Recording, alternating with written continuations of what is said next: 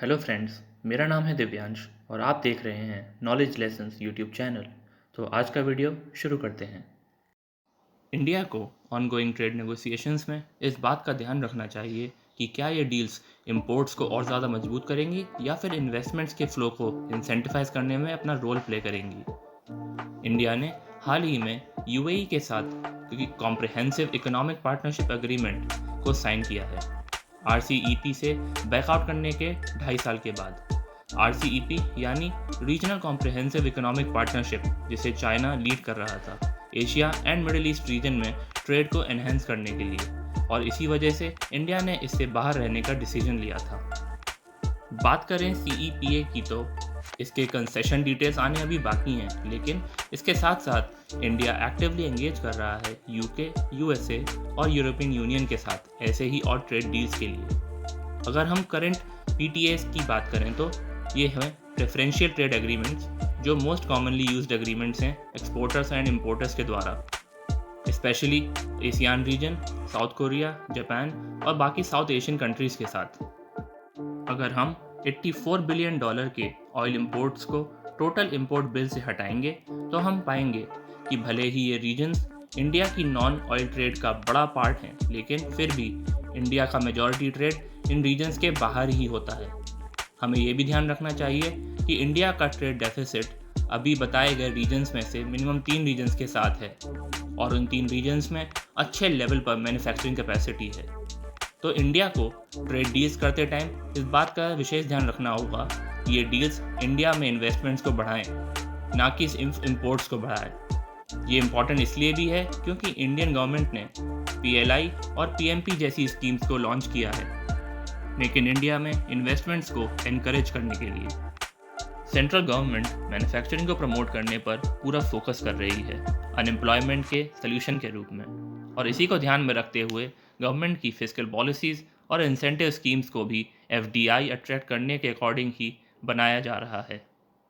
PMP scheme के under custom duty rates में reduction, inputs और इंटरमीडिएट गुड्स पर और फिनिश्ड गुड्स पर हायर ड्यूटी रेट्स लगाकर, लेकिन इसका इम्पैक्ट करंट एफटीएस के अरेंजमेंट्स की वजह से कम पड़ता है on the companies in these countries, क्योंकि कुछ फिनिश्ड प्रोडक्ट्स पर 0% इम्पोर्ट ड्यूटी लगती है, और इसकी वजह से उन कंपनीज को अपनी मैन्युफैक्चरिंग यूनिट इंडिया में मूव करने के लिए कोई स्ट्रॉन्ग रीज़न नहीं मिलता है।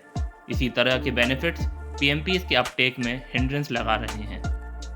पिछले 2 सालों में हमारी सेंट्रल गवर्नमेंट ने पीएलआई स्कीम लॉन्च की है, जिसमें इंक्रीमेंटल प्रोडक्शन और कैपिटल इन्वेस्टमेंट के लेवल को अटेन या एक्सीड करने पर सब्सिडीज दी जा रही हैं to the applicant companies. Currently 15 product categories इसमें इंक्लूडेड हैं।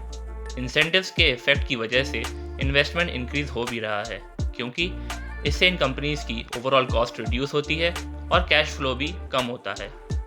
और ये स्कीम अब तक तो काफ़ी सक्सेसफुल रही भी हैं, और आगे आने वाले पीटीएस के साथ इस स्कीम का और भी ज़्यादा बेटर यूटिलाइजेशन किया जा सकता है। पीटीएस यानी प्रेफरेंशियल ट्रेड अग्रीमेंट्स का बेसिस होता है written agreements in nation states और ग्रुप ऑफ नेशंस के बीच में, लेकिन इनका इन्फोर्समेंट मेंबर पार्टीज पर ही डिपेंड करता है कि वो किस लेवल तक इसके क्लॉजेस को ऑनर करते हैं। WTO यानी वर्ल्ड ट्रेड ऑर्गेनाइजेशन के अंडर हुए एग्रीमेंट्स को एनफोर्स करवाना WTO पर ही डिपेंड करता है, लेकिन पीटीएस के केस में ऐसा कोई क्लॉज नहीं होता है। आइडियल वर्ल्ड में सब पार्टीज अपने अपने हर एग्रीमेंट को पूरा करना होता है, लेकिन रियल वर्ल्ड में कमिटेड बेनिफिट्स को अलाउ या डिसअलाउ किया जा सकता है, कैरोटार जैसे कस्टम रूल्स के थ्रू, जो इंडिया में अभी एक्टिव हैं। एफटीएस में भी रिजॉल्विंग मैकेनिज्म्स होते हैं, लेकिन डिफरेंट इकोनॉमिक पावर्स के बीच में हुए एफटीएस में रिजॉल्व हुए इश्यूज़ के डिसीजन कभी कभी सभी पार्टीज़ को एक्सेप्टेबल नहीं भी हो सकते हैं, और इसलिए बेटर गवर्नेंस मैकेनिज्म की ज़रूरत है इन फ्यूचर एफटीएस। आज की वीडियो के लिए इतना ही। अगर आपको ये वीडियो अच्छी लगी तो वीडियो को लाइक करें, चैनल पर नए हैं तो चैनल को सब्सक्राइब करें और नोटिफिकेशन की बेल प्रेस कर दें। मिलते हैं ऐसी ही किसी नई और इन्फॉर्मेटिव वीडियो के साथ। Till then keep learning and keep growing.